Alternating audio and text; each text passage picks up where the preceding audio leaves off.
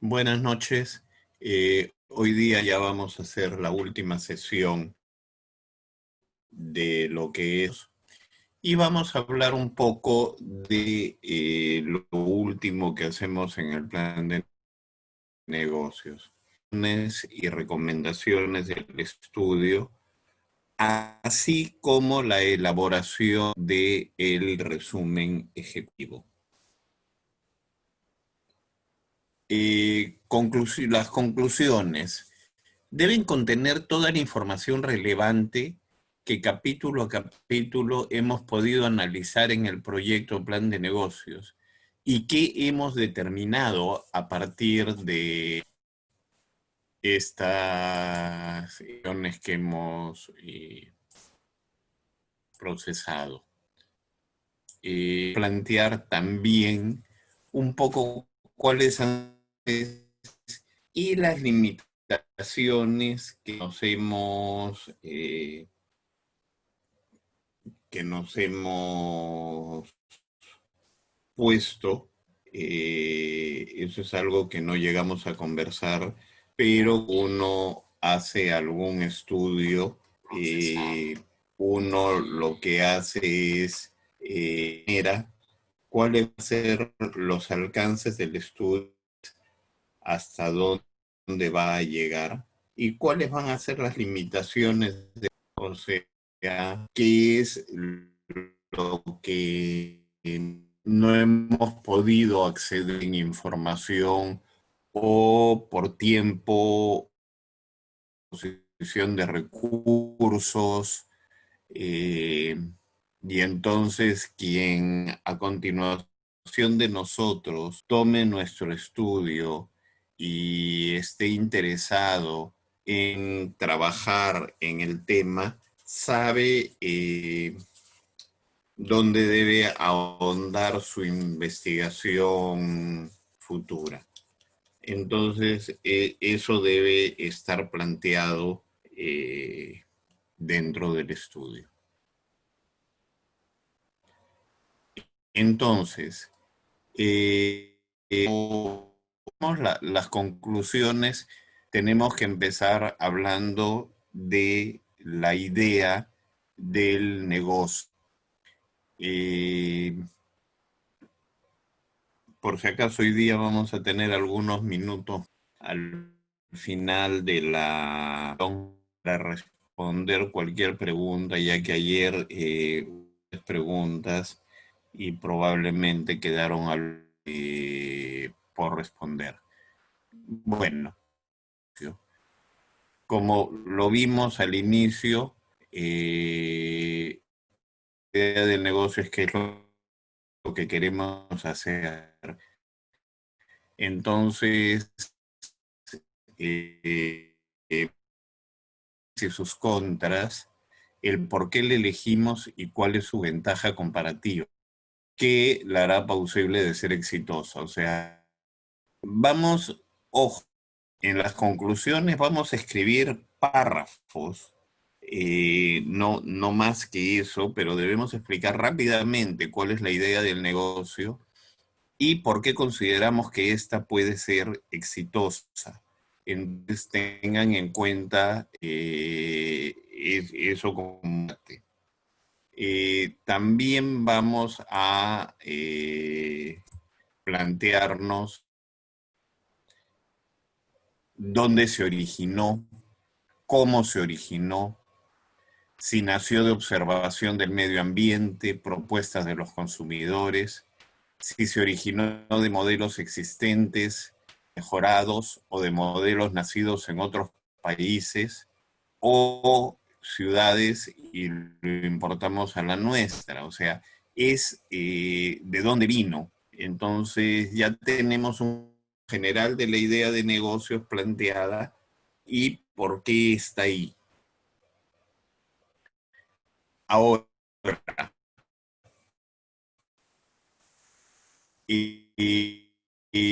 vamos a plantear cuáles fueron los requerimientos a la idea del negocio, qué fue lo que nos pidieron. y cómo ese pedido va a ser satisfecho por nuestra idea de negocio. Nosotros hemos hecho varios análisis de negocios de clientes y vamos a enfrentar cómo los vamos a satisfacer. Posteriormente, vamos a ver qué fue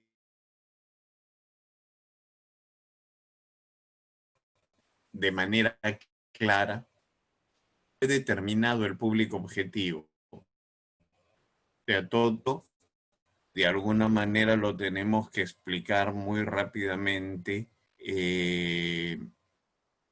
dirigido nuestro plan de negocios, tanto de manera cuantitativa como cualitativa, o sea, un poco poner algunos números que digan cuántos clientes vamos a tener, cuál es el universo al cual nos dirigimos, qué porcentaje de ese universo vamos a abastecer, pero muy rápidamente. Y de ahí de manera cualitativa, o sea, qué calidades tenemos dentro de nuestro desarrollo y para poder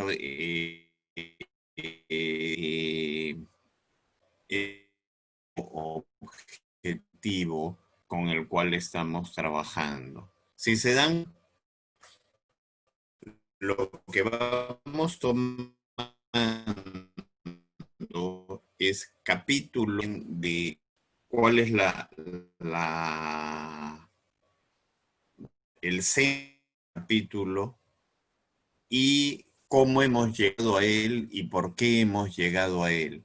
Entonces, así planteando una a una todas nuestras conclusiones.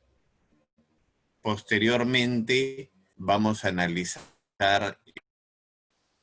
qué secuencia hemos usado para fisio, cómo se analizó el precio de lo. Entonces, si ustedes recuerdan, vimos una tabla de que el cual nos íbamos a vender dependía del canal por el cual íbamos a pasar para llegar al cliente final, de manera en que siempre tenga un precio equivalente encajado por cualquiera de los canales. Debe ser de alguna manera explicado y cómo este precio, que además debe ser, se vincula a nuestros costos y a nuestros márgenes de rentabilidad. O sea, nosotros como empresa nos hemos planteado un remargen, ¿ok? Pero además, como empresa tenemos un costo.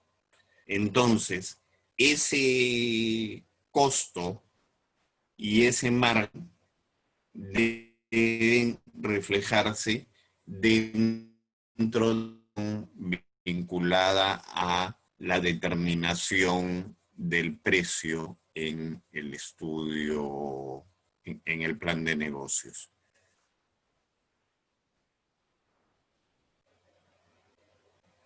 Debemos, como les decía, qué estrategia de seguir en el proceso de fijación, vinculados tanto al canal de distribución, como lo hemos hablado, como a los márgenes. Y si vamos a hacer un precio económico de entrada al mercado, o si nos vamos a querer diferenciar de los demás a través de un precio alto, dando una imagen de producto de alta y de esa manera alejarnos de la competencia. Un poco acuérdense el tema de los océanos rojos y océanos azules. Ya por este momento eso se puede empezar a aplicar para ver dónde nos vamos a colocar. Y eso es algo que también debe estar planteado para que la persona que lee nuestro estudio vaya de alguna manera entendiendo qué hicimos. Muchas veces los analistas que leen planes de negocios, de repente alguien que puede estar interesado en darnos un crédito, un préstamo, un apoyo financiero, lo que hace es lee el resumen ejecutivo, que vamos a comentar al final de la exposición de hoy, y después de leer el resumen ejecutivo, si es que le parece interesante lo que hemos planteado ahí, las opciones las analiza y mira las recomendaciones que hacemos. Si en ese momento la persona sigue interesada, ella va a entrar al estudio mismo a revisar las partes que él considere pertinentes para darse una idea de el negocio, plan de negocios que estamos planteando. Entonces, piensen en estas partes, lo que estamos haciendo, eh, marque nuestro estudio, eh, para que sea adquirido, no me refiero a que sea comprado, sino me refiero a que sea eh, adquirido en el sentido de que la persona sienta interés en analizar todo lo que hemos trabajado al interior del estudio. Ahora, los canales de comercialización que vamos a analizar por qué se escogió determinados canales de comercialización para el producto que hemos elegido. Nosotros vimos en su momento que nosotros podemos tener distribuidores horizontales, mayoristas,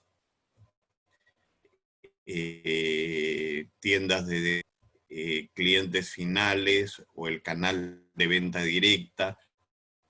Y hemos escogido esos, cómo se van a interrelacionar y por qué los hemos escogido. O sea, una de las conclusiones siempre debemos tener en cuenta de manera muy rápida, hemos hecho lo que hemos planteado en el estudio. El estudio se va a eh, de una manera detallada, pero en esta parte vamos analizando qué es lo que hemos hecho punto a punto.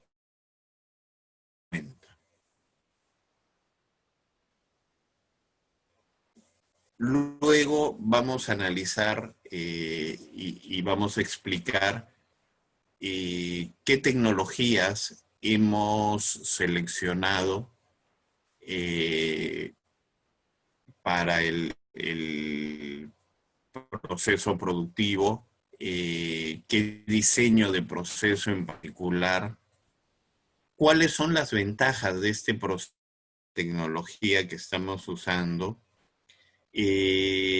mirar frente a otras alternativas tecnológicas, qué ventajas tenemos y de alguna manera podemos analizar qué desventajas tenemos. En todos los puntos podemos hacer eso. O sea, el por qué estamos en este espacio tecnológico. Hoy día nosotros podemos, en muchos casos, ir desde los modelos artes a los de tecnología intermedia, pasando a los de tecnología de punta. Los de punta eh, son tan altos que para una empresa que inicia forma de colocar en el mercado el volumen de la producción, inversión en muy alta. Con una tecnología intermedia en el proceso de crecimiento, podemos hacer el ingreso al mercado y posteriormente pasar a una tecnología un poco más avanzada. Entonces, son detalles que vamos teniendo en cuenta y que tenemos que ir marcando. Va manifestando dentro de todo este universo de conclusiones que vamos poniendo. Ahora, una vez que ya tuvimos la idea de negocio, el análisis de mercado y los volúmenes de producción que vamos a requerir, analizado la tecnología que vamos a usar, vamos a pasar a implementar el negocio. ¿Cómo lo vamos a implementar? ¿Cuál es el camino que vamos a seguir? ¿Por qué vamos a seguir ese camino? ¿Qué va generando ese camino que vamos a seguir? Entonces, también es parte de esto. Luego vamos al análisis financiero.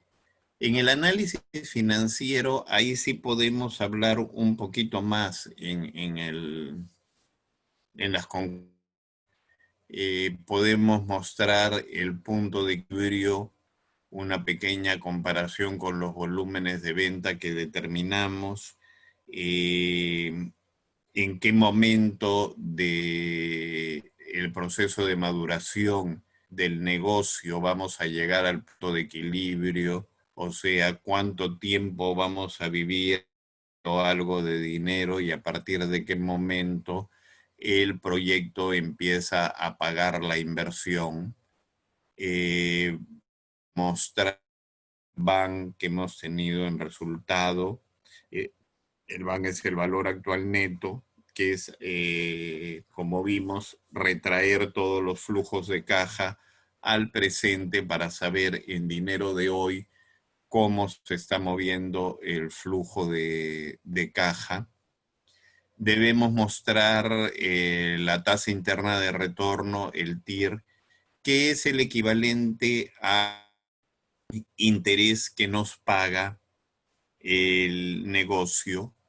Y entonces, con toda esta información financiera, podemos llegar a las conclusiones de si el negocio es rentable y a partir de qué momento empezamos a ver dinero del negocio. O sea, durante cuánto tiempo el negocio nos va a costar en la puesta en marcha y a partir de qué momento vamos a empezar a recibir dinero del negocio porque este ya pasó el punto de equilibrio y se maneja de manera adecuada. De repente, analizar un poco algún indicador importante sobre características crediticias del mercado, cuánto es la inversión en capital de trabajo que vamos a tener que hacer para afrontar ciertas costumbres crediticias de un mercado en particular y con eso saber qué va a pasar. O sea, hay mercados donde venta es estrictamente al contado. Hay mercados donde los clientes piden líneas de crédito. Es más, los mismos canales de distribución. Dependiendo del canal donde yo me mueva, hay canales donde tenemos que generar créditos y a veces son créditos a relativamente largo. Para una empresa chica se hacen plazos eternos. Si ustedes van a vender en supermercados, los supermercados les piden, dependiendo de la negociación, entre 60 y 90 días de crédito, y recién de algún tiempo de ser proveedor de ellos, les van a ofrecer la opción de negociar sus facturas en un sistema de pago adelantado de pronto pago. Si van a ir a un mercado de distribuidores horizontales o verticales, estos les van a pedir un crédito, y porque ellos también le dan un crédito a sus clientes. Nosotros debemos tener en cuenta dentro de esto, y puede figurar como un ratio dentro del análisis financiero, es la tasa de retorno del dinero. O sea, si yo doy un crédito a 30 días, yo debo comprar a un plazo mayor, digamos 45 días. De manera que cuando yo compro, me traen la mercancía, la proceso y la vendo. Y con lo que cobro de la venta, estoy pagando la compra que hice. Ese indicador, por ejemplo, también puede figurar dentro de una conclusión en el análisis financiero. O sea, nosotros debemos ver ya estas partes, porque los primeros capítulos son capítulos donde uno explica lo que va encontrando, pero ya en las partes de análisis financiero, la parte económica, uno va generando indicadores, y uno va determinando qué indicadores de los que uno tiene disponibles son interesantes para ser presentados en el estudio. No necesariamente tenemos que ir a los indicadores clásicos contables, o sea, la prueba ácida y demás, sino indicadores que nos permitan saber si el proyecto es interesante o no es interesante. Entonces, yo les he mostrado acá tres básicos. Les estoy comentando el tema de la rotación de los créditos, la rotación del dinero, cosas que a los inversionistas les interesa saber. Entonces, ese tipo de cosas pueden figurar y deberían figurar en la parte de conclusiones del estudio. Luego vamos a ir a lo que vimos en los últimos días, que fue los modelos societarios. ¿Por qué? Expliquen el por qué lo escogieron. Analicen las diferencias entre los diversos modelos. Porque alguien me dice, escogí anónima cerrada porque vamos a ser 5 socios, somos más de 2 y menos de 20. Ok, correcto, pero el tema es que la empresa, la sociedad comercial de responsabilidad limitada, también acepta de 2 a 20. Entonces ahí no estoy dando un motivo valedero para escoger una u otra, sino, por ejemplo, yo escogí ser sociedad anónima cerrada. ¿Por qué? Porque vamos a ser 4 accionistas, 2 de los accionistas van a poner el capital en dinero, un accionista va a poner un local para el funcionamiento del negocio, otro accionista va a poner 2 máquinas y un vehículo que tiene como inversión. Entonces, eso lo permite la sociedad anónima cerrada, pero no lo permite la sociedad comercial de responsabilidad limitada. Entonces, ahí hay un análisis lógico de por qué un tipo societario, ¿ok? Entonces, tengan claro eso, porque es muy fácil decir, o sea, voy así, y a veces me dicen, ¿saben qué? Yo voy a hacer una sociedad anónima cerrada, una sociedad comercial de responsabilidad limitada, porque voy a estar en el RER. Como les dije, no tiene nada que ver el régimen societario, el régimen tributario y el régimen laboral separados. Entonces, tomen el modelo societario y analicen por qué están escogiendo ese. Ahora, nos vamos a los modelos tributarios. Los modelos tributarios igual, no están vinculados al societario. Y vamos a tener que determinar por qué escogimos uno u otro. Vamos a partir de que la empresa va a ser una sociedad. Entonces tenemos tres alternativas: el régimen especial de impuesto a la renta, el régimen MIPE tributario o el régimen general. A veces no podemos escoger. Si yo voy a hacer una empresa de transporte de carga o una empresa de transporte de pasajeros, tengo que estar en el régimen general porque la ley no me permite estar en otro.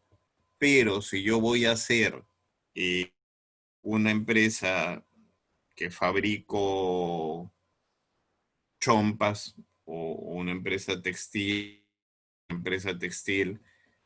puedo estar en cualquiera. Entonces yo escojo el RER. ¿Por qué? Primero, porque mi volumen de ventas está debajo de los 525.000 soles que se dice, y porque no me interesa presentar declaración jurada a fin de año, sino pagar mi impuesto a la renta mensualmente de manera cancelatoria y vivir tranquilo. Eh, pero de repente yo digo, no, yo voy a estar en el MIPE tributario. ¿Y por qué? Porque de acuerdo a mi proyección de ventas, en el primer año voy a sobrepasar los 525.000 y ya voy a estar fuera del régimen especial de impuesto a la renta, y voy a tener que pasar a tramos superiores, y el MIPE tributario me permite trabajar hasta 300 UITs, posteriormente hasta 500 y después hasta 1.700 UITs, con diversas alternativas de gestión tributaria, pero no necesito cambiarme de régimen, sino la gestión tributaria al interior del mismo. Entonces, una explicación lógica de por qué estoy ahí. Y de ahí voy al modelo laboral. Si voy a hacer una micro con las ventajas para la empresa que eso trae, una pequeña, o voy a hacer una empresa de manera regular.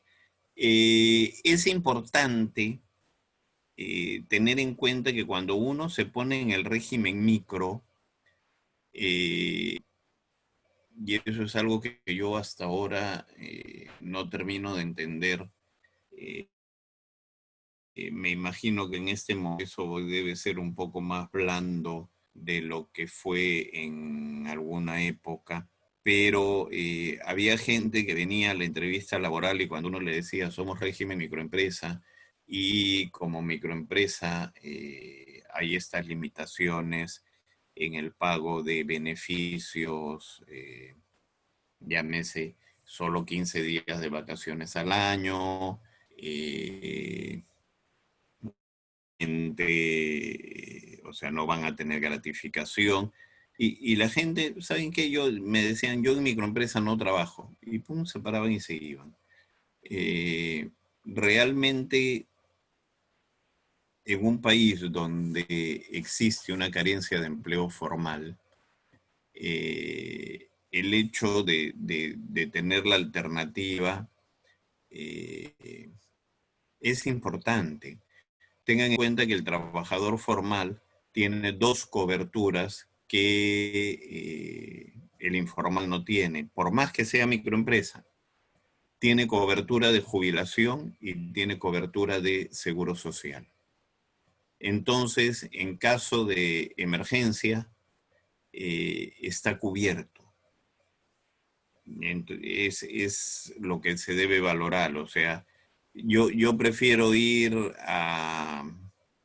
a vender a la calle porque en la empresa no me quieren dar gratificación porque el modelo laboral no lo exige. Ok, pero dense cuenta que en la calle no tienen ni seguro ni plan de jubilación. Entonces, son alternativas que se van presentando. Tengan eso en cuenta. Sí, o sea, cuando me están comentando de que si me refiero a microempresa, al régimen MIPE tributario, la microempresa puede estar en cualquier régimen. Eso es algo que quiero que tengan en cuenta. O sea, puede estar en el RER, puede estar en el MIPE tributario o puede estar en el régimen general. Eso es la parte tributaria. En este momento estoy hablando un poco de los temas laborales. Pero al tema tributario, el hecho de ser microempresa no me asocia a un régimen tributario en particular. O sea, yo puedo estar en cualquiera de esos tres regímenes tributarios. Una microempresa que hace servicios de transporte de carga y que sus camiones tienen 5 toneladas, ya no puede ser RER. Entonces, tiene que salir de ahí. Puede estar en el MIPE tributario, puede estar en el general, pero si bien no puede ser RER y de repente estar en el general, lo que es lo normal que una empresa que cumple con estas limitaciones pasa al régimen general, eh, pero su facturación no supera las 150 UITs al año, podría estar en el régimen laboral de microempresa. O sea, quiero que tengan esto en cuenta. Eh, son no son no son que uno jala al otro, son independientes. Yo tengo que determinar qué tipo de sociedad quiero tener, por un lado, de acuerdo al comportamiento de la empresa, qué tipo de tributación voy a manejar y de acuerdo a la misma empresa, qué régimen laboral voy a aplicar. ¿Ya? Cada uno se decide de manera independiente. Ya, tengan eso en claro. O sea, no porque soy SAC tengo que estar en el MIPE tributario y tengo que considerarme pequeña empresa. No. Yo me voy a considerar para régimen laboral de acuerdo a mi facturación anual. Para el régimen tributario funciona la facturación anual y las limitaciones que la SUNAT ha puesto a ciertas actividades que deben ir al régimen general, casinos, tragamonedas, notarías, martilleros públicos de subasta, empresas de transporte de carga, de transportes de pasajeros, todas ellas van al general. Y de repente, laboralmente, son MIPES. Y como sociedad, pueden ser SAC o pueden ser Sociedad Comercial de Responsabilidad Limitada. ¿Ya? Hasta pueden ser empresa individual de responsabilidad limitada y no pasa nada. Entonces, tengan esto en cuenta. ¿Ok?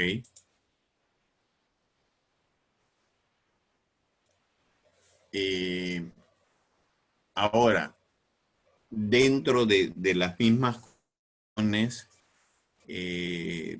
va a analizar por qué la empresa debe ser formal, qué ventajas nos ofrece ser formales frente a la informalidad.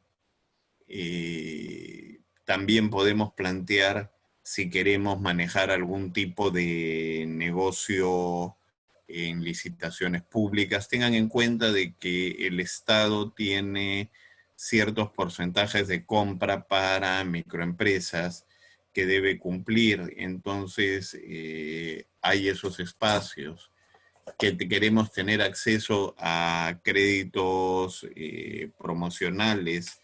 Por ejemplo, las microempresas hoy día tienen apoyo frente a la pandemia por créditos subsidiados o apoyados por el gobierno. Bueno, un comentario.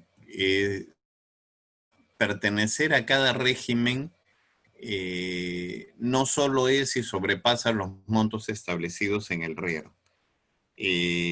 Por ejemplo, tú puedes no sobrepasar los montos establecidos en el RER y ir al MIPE tributario. El MIPE tributario tiene que en el primer tramo que tú pagas 1% de tu venta neta todos los meses a cuenta del impuesto a la renta, pero tienes que presentar declaración jurada a fin de año. Mientras que en el RER tú pagas 1.5%. Bueno, acá me ponen si de forma anual sobrepasas el millón,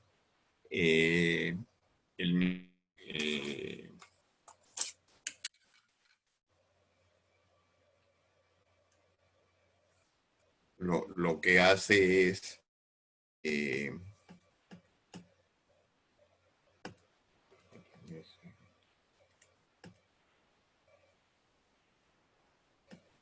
ya, el millón más o menos está debajo de las 300 UITs. Entonces, ahí tú tienes dos alternativas nada más. Estar en el MIPE tributario o en el régimen general. En ese caso te conviene estar en el MIPE tributario. ¿Por qué? Porque ojo que estás hablando del millón en ventas. Entonces, a la hora en que se calcula a final de año tus utilidades, en el MIPE tributario hasta 15 UITs o 10 UITs de utilidad, tú pagas, perdón, hasta 15 UITs de rentabilidad, tú pagas 10% de impuesto. Encima de las 15 UITs, tú pagas 29.5. Mientras que en el régimen general se calcula tu utilidad y sea cual fuere, tu 29.5. Entonces, si no llegaste a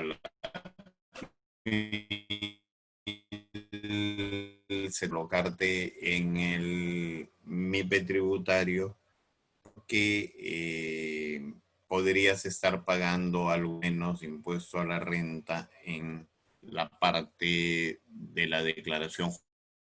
Tengan en cuenta que el RER no presenta declaración anual, el MIPE tributario y el general sí. ¿Ok?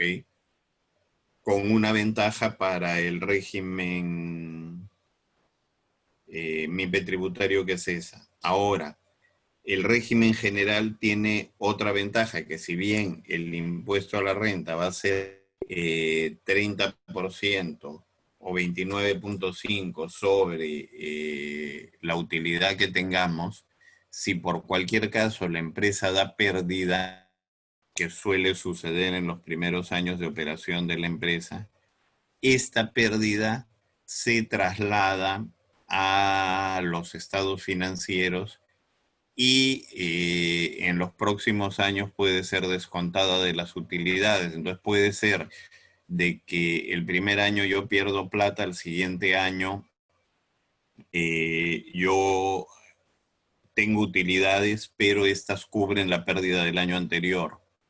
Entonces cada uno tiene que decidir característica de la empresa, no existe una receta fija. Durante todo el curso yo les he dicho, existen estas alternativas, analizemos cuál es la que le conviene al negocio según las características del negocio. Hay que mirar varias para decidir. Cada persona tiene cierto tipo de preferencias y, por ejemplo, algunos prefieren ser sociedad anónima cerrada, dentro de lo posible estar en el RER, si ya no es posible pasar al MIPE tributario. Cada uno lo decide, o sea, es así. Luego pasamos a las recomendaciones. Nosotros debemos ver qué hemos planteado en las conclusiones. La conclusión que nosotros tenemos, podemos hacer una recomendación. Debemos verificar si la idea de negocio debe ser revisada o si en algún mercado debe analizarse nuevamente, así como algún capítulo del estudio debe profundizarse algo más para su mejora o análisis de nuevos hallazgos no verificados en el estudio inicial. O sea, yo al hacer el estudio de repente no acabé de analizar todo. Por eso hablaba yo de cuáles son los alcances y las limitaciones. Y de repente como recomendaciones, ¿saben qué? Tomen el estudio de mercado y analicen más profundamente estos puntos porque podrían generar algunas cosas interesantes para el desarrollo del negocio. Debemos hacer todas las recomendaciones necesarias. Pueden haberse quedado algunos temas pendientes de análisis y debemos plantear todas las recomendaciones que consideremos necesarias. O sea, no debemos limitarnos.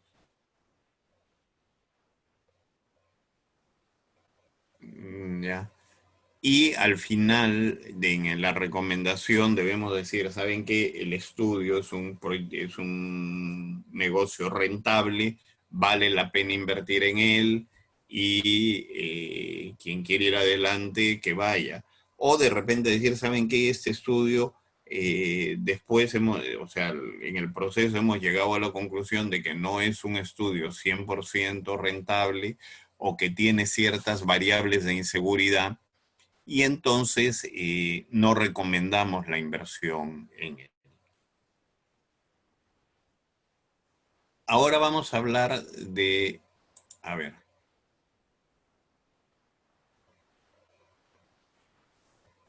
acá me hacen un comentario sobre la parte tributaria. El RER no se presenta declaración anual, pero se paga 1.5% de renta. El RER tiene una característica, que es que yo pago 1.5% mensual de la venta neta mensual.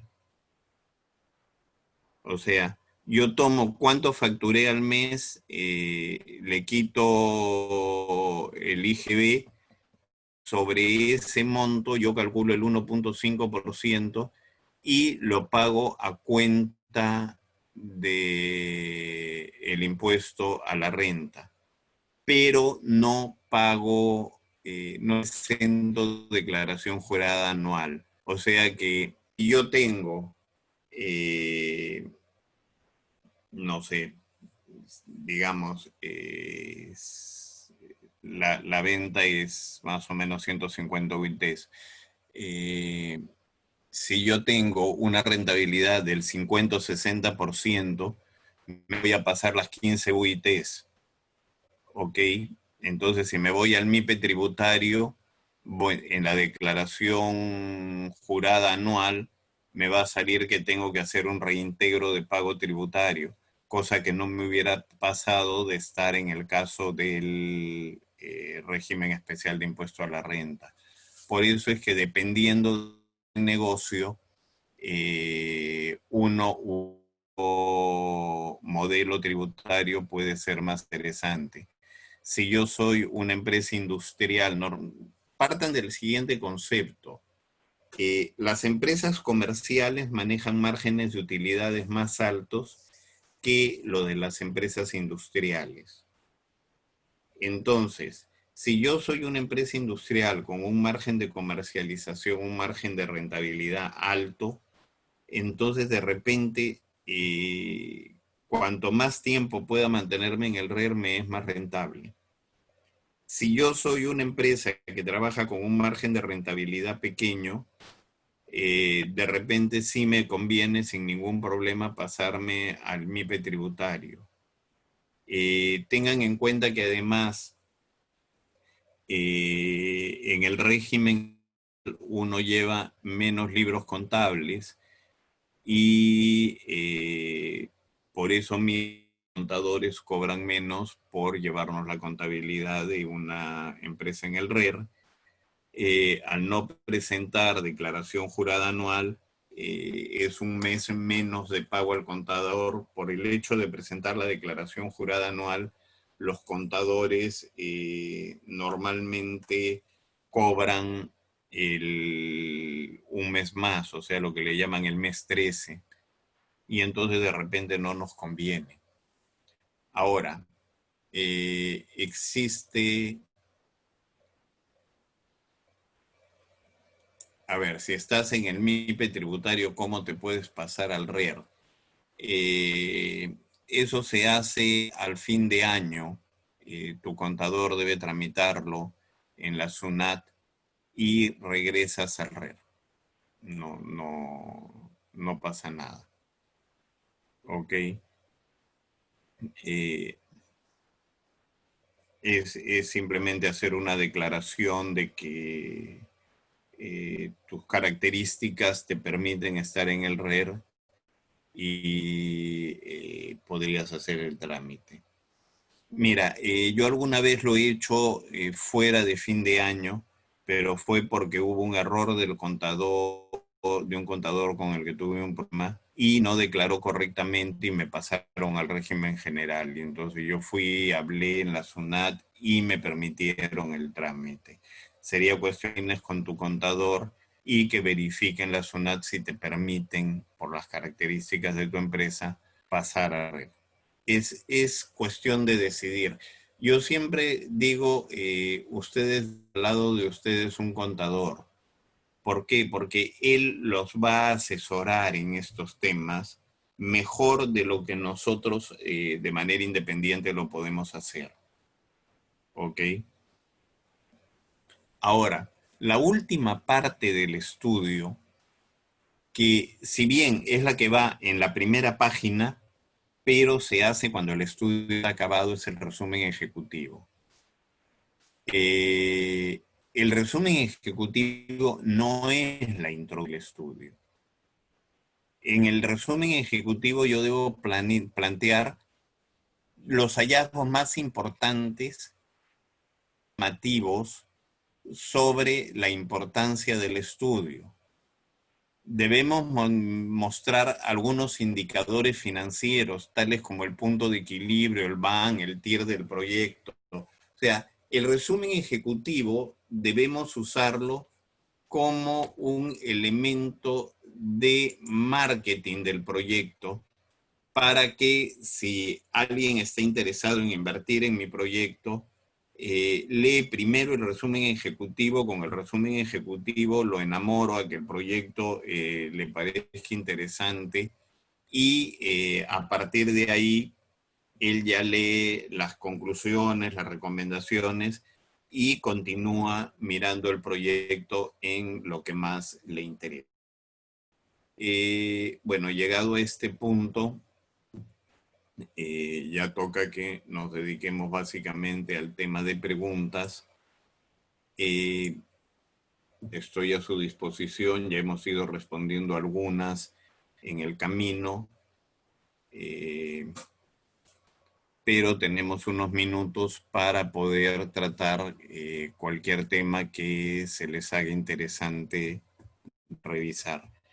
Y cuando hablo de esto, hablo de cualquier tema que se haya tratado a lo largo de todo el proceso de análisis del plan de negocios. Creo que las grandes dudas estaban en los temas tributarios y en los temas societarios. Entonces creo que es por ahí por donde podrían pasar a hacer la mayor cantidad de preguntas si es que les interesa hacerlas. El tema es, y ahora que me preguntaba Mitsaida, si es que se podía pasar al RER, como digo, analícenlo con su contador, mírenlo, no porque lo escucharon acá, les conviene más ir al RER y salirse del MIPE tributario o irse del RER al MIPE tributario o viceversa, sino cada empresa diferente. Cada mercado es diferente. O sea, ¿qué pasa si yo decido, ¿saben qué? Ahora, a mitad de año, me quiero pasar al RER y resulta que comienzo el próximo año con unas ventas espectaculares y me pasé al RER para volver a tenerme que cambiar al MIPE tributario inmediatamente? Eh, Son temas que deben tener ustedes muy en claro antes de tomar una decisión y no tomar una decisión, como les digo, porque me dijeron, sino tomen la decisión en base a el análisis que ustedes realmente hayan hecho. Esto es importante. Eh, entonces, por favor, tengan en cuenta eso. Eh,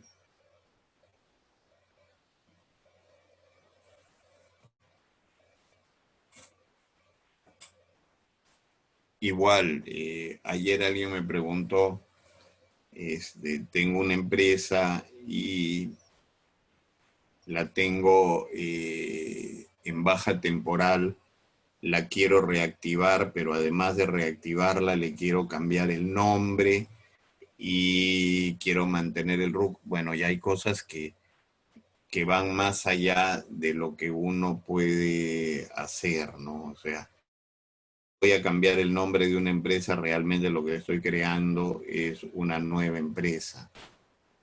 Y entonces eso nos obliga a replantear el tema y hacer que haya que constituir todo nuevamente, ¿correcto?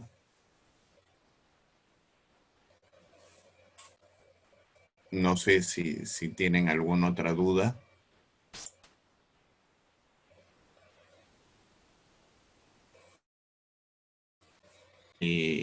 Este tema es un tema que lo pueden analizar, lo pueden ver, pueden mirar qué es lo que está pasando en su empresa. Y si consideran necesario algún comentario adicional, eh,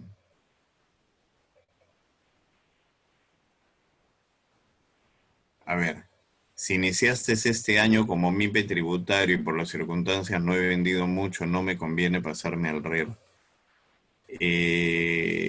Mira, yo te digo la verdad, si has comenzado como MIPE tributario este año, dada la situación del mercado, no has vendido mucho, lo más probable es que no tengas grandes utilidades. Si no tienes grandes utilidades, lo que va a pasar es que tus utilidades deberían estar debajo de 15 UITs. O sea, tu rentabilidad, tu margen de utilidad. Eso te llevaría a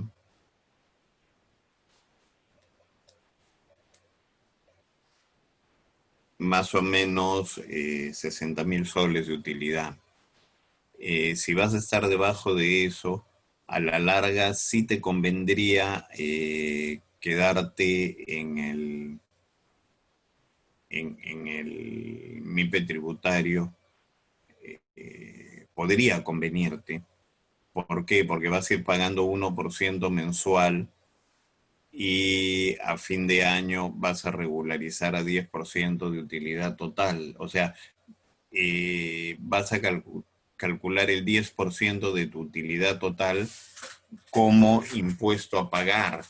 Eso tienes que calcularlo tú. Si eso es menor a haber pagado 1,5% de tu venta neta todos los meses, entonces te conviene quedarte en el MIPE tributario. Si el pagar 1,5% de tu venta neta todos los meses es menor al,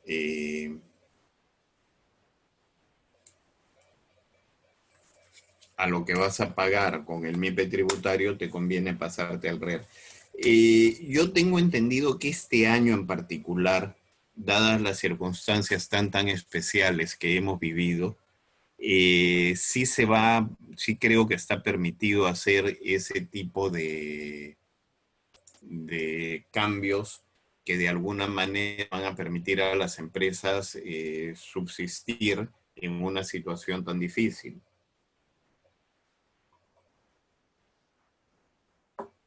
Entonces, como dicen, siempre no hay peor gestión que la que no se hace. Y si tú consideras que si te conviene pasarte al RER, es ir a SUNAT y verificar si el trámite se puede hacer. Pero como te digo, si estás en el MIPE tributario, tienes un contador al lado y pregúntale al contador y conversa con él, porque él tiene más claros estos números, él conoce tu negocio, sabe cuáles son los márgenes y si vale la pena o no. ¿Ok? Yo la verdad le soy franco, o sea, en negocios pequeños, yo siempre he tratado de empezar por el RER y mantenerme en el RER la mayor cantidad de tiempo posible, porque el hecho de no presentar declaración jurada anual es una tranquilidad para mí. Pero eso es un concepto de manejo personal. Así como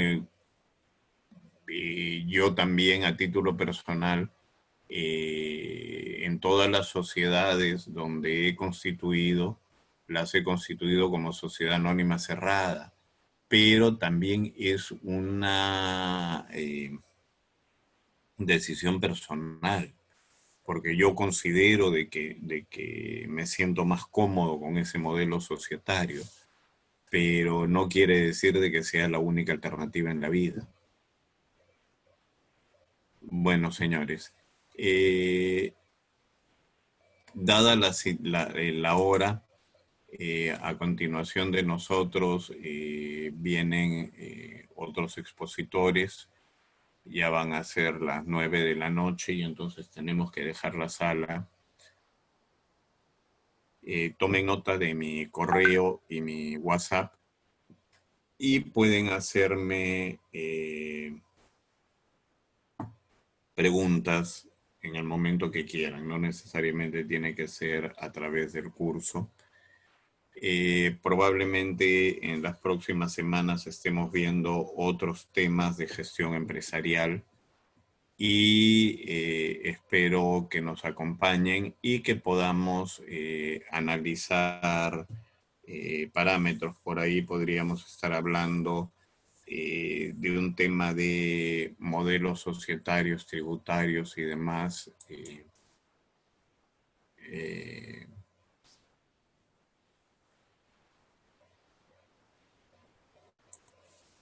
a ver, para trabajar con proveedores al abrir créditos me piden los PDT y no me verán tan bien. Mira, el RER, tú presentas el PDT todos los meses. Ojo, tú tienes tu PDT mensual y tiene la misma validez que un PDT de una declaración anual. Lo que pasa es que presentas conjunto. ¿ok? O sea, declaración a la SUNAT todos los meses. Entonces, igual, yo presentaba, presentas los 3 últimos meses y es lo que normalmente te piden los proveedores, ¿ah? Bueno, como les digo, pueden hacerme las consultas a mi WhatsApp o a mi correo. Ahora sí, ya tenemos que ir dejando la sala. Les agradezco haber estado acá y veámoslo en lo que ustedes... mira, yo creo que con el tema de créditos no vas a tener ningún problema si es que eres RER o eres MIPE tributario. O sea, mientras seas una empresa formal, el tema es que no tengas deudas impagas. Es un poco como Infocorp. Sí, si tú cumples con todo, nadie te limita. Muchas gracias. Nos vemos en los próximos días. Debemos estar nuevamente por acá. Buenas noches.